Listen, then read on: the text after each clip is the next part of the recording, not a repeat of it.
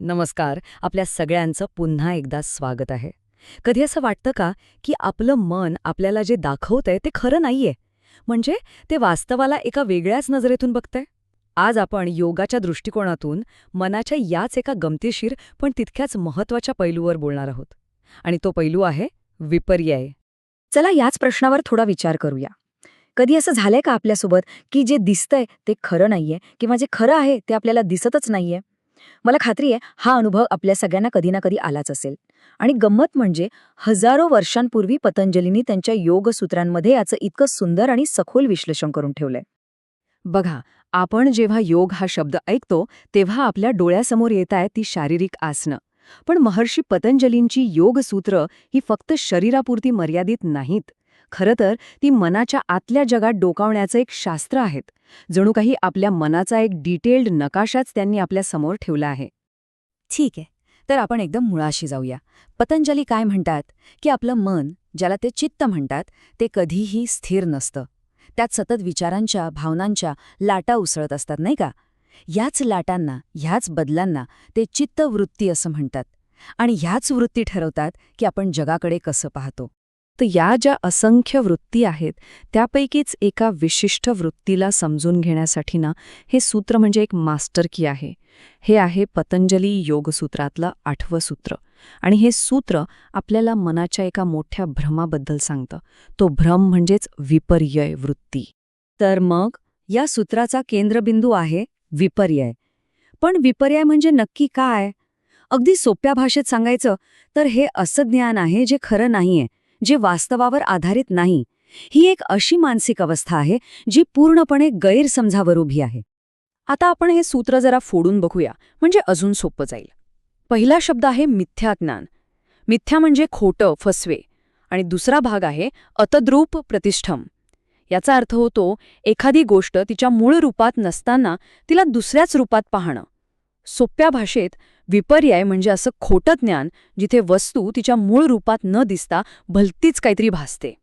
बरो, ही सगळी झाली तात्विक चर्चा. पण हे प्रत्यक्षात कसं घडतं? आपल्या रोजच्या आयुष्यात हे कुठे दिसतं?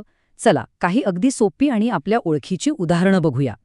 आता हे जे उदाहरण आहे ना, हे योगशास्त्रातलं अगदी क्लासिक उदाहरण मानलं जातं. कल्पना करा, एका अंधाऱ्या खोलीत जमिनीवर पडलेली दोरी पाहून मनात लगेच पाल चुकचुकते. साप, बरोबर? इथे मूळ वस्तू काय आहे? दोरी.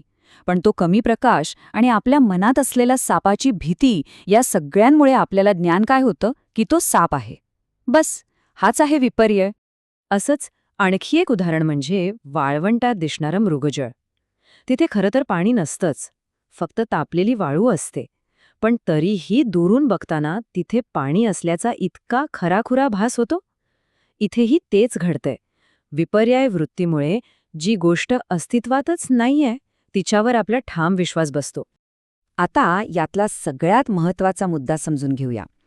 जरी आपलं ज्ञान चुकीचं असलं, म्हणजे दोरीचा साप वाटणं हा जरी भ्रम असला, तरी आपली प्रतिक्रिया मात्र 100% खरी असते. आपल्याला खरंच भीती वाटते, हृदयाची धडधड वाढते, अंगावर काटा येतो आणि आपण तिथून जीव घेऊन पळ काढतो. म्हणजे ही एक प्रकारची साखळीच आहे. बघा, चुकीच्या माहितीमुळे मनात विपर्याय वृत्ती तयार होते. त्यातून भीती, राग, द्वेष अशा तीव्र भावना निर्माण होतात. आणि पतंजलींच्या मते याच भावना म्हणजे क्लेश किंवा आपल्या सगळ्या दुःखाचं मूळ कारण आहेत. आणि म्हणूनच योगशास्त्रामध्ये विपर्यय वृत्तीला क्लिष्ट असं म्हटलं गेलंय. क्लिष्ट म्हणजे काय? तर त्रासदायक, दुःख निर्माण करणारी.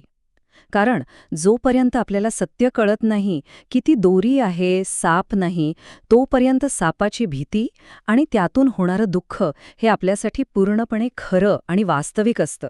तर आजच्या चर्चेचं सार काय? विपर्यय ही मनाची एक अशी वृत्ती आहे, एक असा खेळ आहे जो चुकीच्या माहितीमुळे वास्तवाचा चुकीचा अर्थ लावतो आणि थेट आपल्या दुःखाला, आपल्या क्लेशांना जन्म देतो. आणि आता सगळ्यात महत्त्वाचा प्रश्न तो आपल्यासाठी आहे. विचार करा, आपल्या रोजच्या आयुष्यात असा दोरी साप कुठे कुठे लपलाय? आपण कुठे कुठे कोणत्या गोष्टींना, कोणत्या व्यक्तींना किंवा अगदी स्वतःलाच गैरसमजातून वेगळंच काहीतरी समजत बसलो आहोत. असे कोणते गैरसमज आहेत जे आपल्याला विनाकारण त्रास देतायत, दुःख देतायत? यावर विचार करणं खरंच खूप महत्वाचं आहे.